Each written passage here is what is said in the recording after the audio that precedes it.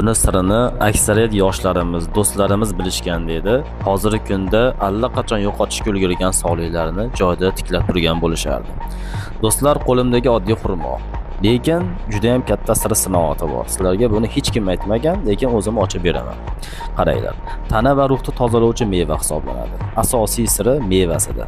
Spirtli ichimlikka qarshi, kimyoviy zaharlanishga qarshi juda katta immunitet hosil qiladi. Diqqatni joyiga keltiradi. Miya hujayralarini oziqlantiradi. Miya uchun koni foyda. Xotirani kuchaytiradi, asablarni tinchlantiradi. Qon bosimini birga bir tekshiradi.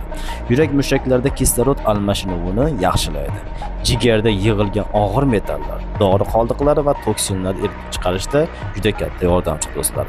Ammo lekin jigar sirrozida, qandli diabet kasalliklarida va buyrak og'ir kasalliklarida mutlaqo mumkin emas do'stlar. Kunlik me'yori 2 dona ertalab yoki tushlikda yeyish tavsiya qilinadi do'stlar. Hech qachon kasal bo'lmanglar, omad tilayman.